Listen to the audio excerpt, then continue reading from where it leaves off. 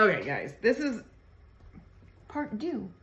And I wanted to do this video yesterday, but I felt absolutely awful, which is why it's so important. So, as I said in my last video, I'm a human being. I make mistakes. I am not perfect. Sometimes I get lazy, just like everybody else. I'm aware of it, and I change it. That's the difference. Instead of making excuses, just own it and move on. And so, as most of you know, I travel a lot. I'm leaving again on Thursday. I come back on Monday. I'm home 2 weeks. I leave again. Then I have a 10-day conference after that. And I don't even know. So from now until July, I don't know where I'll be on any given moment. But I do travel a lot, which means sometimes I can take food, like to Atlanta. I can take food with me. And Atlanta has a lot of great choices for us to eat when G and I are there. But then in 2 weeks I get back, I go to Philly, and I can't fly with food, take all my groceries to Philadelphia. And so I have to plan ahead, right? I have to think about those things. Well, I've been feeling really crappy lately. And I knew I needed to fast. And remember, I think a fast is a great way to reset your body. You have a window. We've talked about this before. I've done videos on this before. 72 to 84 hours is the ideal time for a fast. You lose benefits after 84 hours. You don't get all the benefits until the 72nd hour. So in terms of the gut health benefits, you get the ketosis and things like that earlier on, around hour 12 to 18. Autophagy sets in around 24 to 36 hours. But the longer you're in, the more you help the microbiome, right? So if you have just taken a course of antibiotics, you're always going to do, after the last day of the antibiotics, a 72 to 84 hour fast every single time. If you're concerned with insulin resistance, I recommend a 72 to 84 hour fast at least once a quarter, preferably once a month, and if you can, once every 2 weeks. Every 14 days, do a 3-day fast, and then 14 days, and then a 3-day fast, okay? Anyway, I've always been a subscriber to the fact that we should do a 72-hour fast every 90 days. We've talked about this for years and years and years and years. But I didn't realize how long it's been since I've done a fast, because life just moves at such a fast pace that I lose track of time. And so going out of town, I decided that the 3 days prior to leaving would be a good time to do a fast. Just reset my metabolism, reset my gut, everything right now. And so I started my fast the night before last. Sunday, right? Is today Tuesday? I'm so confused. Yes. So Sunday night I started my fast, and my blood sugar was way off. Like, I've done a lot of fasting in my life, and I've never felt this bad for the first 24 hours. And it reminded me of the fact that I have this conversation oftentimes with you guys, that the more it sucks, the more you needed it, right? Like, sometimes the more your body struggles to adapt when you change your diet, when you start your vitamins, when you begin eating paleo, keto, or carnivore, the more pushback you get from your body, the more you needed to do that. The more, it's not a bad thing. You should take it as, oh my God, like, this was really, really necessary, and thank God I'm doing this. Because what's happening is that temper tantrum that we talk about in the Keto Masterclass when we talk about carb flu. Your body has gotten so used to food on demand, sugar on demand, not necessarily what it needs, but getting what it wants, like a freaking 2-year-old, right? So think about your kids. When they were, my kids are older now, thank God they don't throw temper tantrums anymore, but when they were little, and they would throw a temper tantrum in the grocery store or the toy store or the mall or wherever we were because they wanted something, and I said, no, not now. They overreacted. They had an emotional overreaction to what was happening because they were self-serving, right? That's a child. They don't have the brain capacity, the thought capacity to rationalize that, so they act out emotionally. What's going on in your body is very similar to that. Your insulin regulation, your blood sugar regulation is so used to being inundated with too much that it's lazy. And it wants you to give it what it wants without it having to do any work, right? So it's going to throw a temper tantrum. That temper tantrum looks like physical symptoms: headache, body aches, nausea, stomach pain, diarrhea. So anyway, in my own story, I decided to fast. I really needed to fast. And this was as good a time as any. Gia's not home, so I don't have to worry about feeding her before practice and making sure she gets enough food and then not eating myself. That's the hardest part about fasting for me, is when I have to get her somewhere and I have to make sure that she ate. If it's just Todd and I home, it's super easy for us not to eat. But when the kids are around, it's a little bit harder. So anyway, I took advantage of the fact that she was leaving on Monday, started my fast on Sunday, and decided I would go until Thursday morning when we leave town. So it's a little over 3 days, which is ideal. And so yesterday I was good in the morning, and then around, I don't know, what time is it now? Around 2 o'clock yesterday, I guess, I noticed that my blood sugar had dropped. I had a really massive headache. And I wasn't hungry, but I really wanted to eat. And I think that that's an important point to understand, is that there's a difference between hunger and wanting to eat.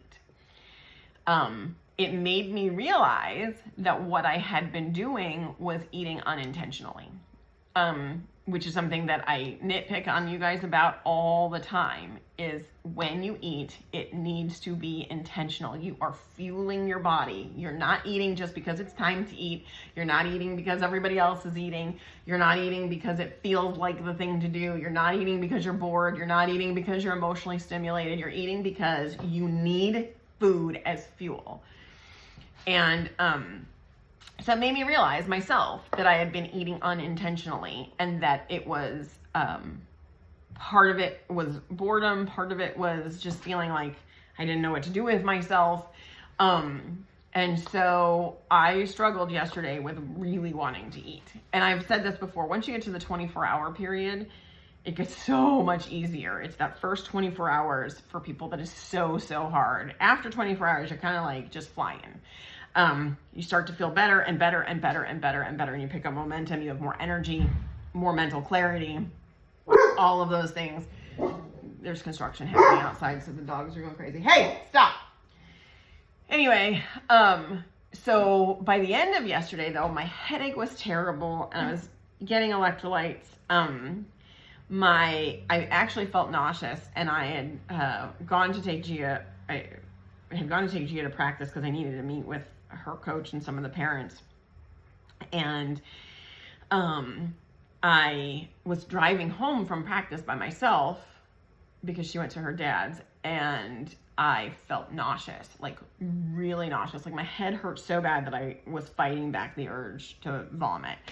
And I thought it was important that people know, and I'm not saying this to scare you, because most of the time fasting is not like this for me. Most of the time, the first 12 hours, I'm like, oh, I could eat because I'm bored, because I would normally eat breakfast, but not because I need to.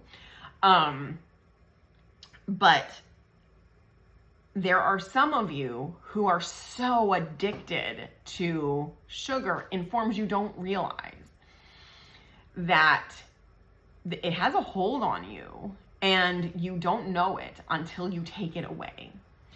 And so I've gotten into this routine, this pattern of, I have my coffee first thing in the morning. So I had not had any caffeine. That probably contributed to my headache too. I should have just had the coffee. But it made me think about you guys in terms of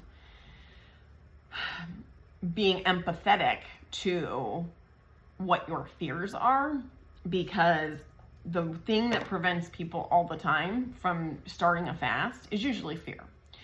And fear of the unknown, fear of what's it going to feel like, fear of can I do it? Let me tell you, yes, you can do it. It is not going to kill you. It's not going to affect anything negatively, but it might be uncomfortable. And there's something to be said about doing uncomfortable things. You only make progress. You only achieve anything if you do things that are uncomfortable. If you're comfortable, you are not doing life right. Let me tell you. You have got to get outside of that comfort zone and do things that are uncomfortable. And so I didn't want to fast yesterday. I wanted to eat. And I knew rationally that I wanted to eat for all the wrong reasons. So I didn't eat. But it still sucked a little. Not enough that it hurt me, not enough that it wasn't unbearable and I couldn't get through it. I ended up going to bed early because I had a headache and because I knew if I went to sleep, I wouldn't think about it. So I ended up going to bed early. I think I went to bed at like 9:30. And I got up this morning and everything was fine. And now I'm past that 24-hour mark. I'm good to go. So sometimes you have to push through what you do not want to get what you do want. And I think that's the lesson that I wanted to talk about today more than anything, more than just the fast, although I do think you all should be fasting regularly. And that doesn't mean intermittent fasting. I'm talking about a long-term fast, 72 to 84 hours. And decide, I'm going to do it bi-weekly, I'm going to do it monthly, I'm going to do it quarterly, whatever you decide, stick to it. Put it on your calendar. Don't give it up. If you have questions about fasting specifically, because we do want you to be prepped and ready to do it the right way, let me know. I need to recut the video on fasting that I have in the classes, but in the classes it is week 6. Video 1 talks about how to fast correctly and how to break a fast correctly. So always be prepared before you do it. But the biggest lesson in today's video is do what you do not want to do. Do what's uncomfortable. Do what feels wrong, but is right, right? So I'm not saying that, and I've said this before, there's a difference between pain and ache, right? Like if you are exercising and you ache and you need to recover, that means the exercise is working. If you exercise and there's excruciating pain, it means something's wrong and you have to realign. It might mean that your form is wrong. It might mean that you had an injury, right? You don't stop moving, you modify. You don't stop exercise altogether. You modify for what your body tells you. But if you're afraid to ever get to the point where you are tearing the muscle fiber and it's going to hurt to recover, you're never going to get better. You're never going to build lean muscle. You're never going to get fit, right? So the understanding that we have to have with ourselves is that your brain is going to get in the way of you doing the right things because it wants comfort. But your body needs you to do the things that are uncomfortable. Your health needs you to do the things that are uncomfortable. Your mind to stretch needs you to do the things that are uncomfortable. Studies have shown, I saw something this morning about kids and chores. And every study done on the human psyche looking at achievement, accomplishment, success, shows that the people who are the most successful were the people who suffered the most, right? Like, you don't accomplish great things if you're comfortable all the time. Nobody sets out to have a crappy life. But crappy things happen. And it's how you react to the crappy thing, how you respond, that establishes your outcome. If you've never seen my videos, Breakfast with Leanna, go watch them. There's one called E plus R equals O, meaning your environment or what is happening, your experience, plus your response is what determines your outcome. And the thing you have control over is the response. So by controlling the response, you always control the outcome, no matter what the experience or the environment is. Again, you have control. But you need to be able to push through those things. And what the study I was watching this morning, the video on, was kids who start doing chores early in life, who have to do things they don't want to do when they don't want to do them as part of being able to do the things they want to do, have more success. And the same is true in every aspect of your life. When you do something that you thought was impossible, when you do something that was hard, when you do something that you didn't want to do, and then you get to the other side of it, the feeling of achievement and accomplishment and confidence that you get is what carries you through to the next thing. So you have to do hard things in order to feel good about yourself. And as you feel good about yourself, you'll be able to do harder things and harder things and harder things and harder things and be better and better and better at them. Not just in health, in everything, in your job, in your relationships, in your life in general, in fitness and athleticism, in every area of your life, you need to do hard things. So fasting is a hard thing. Do it.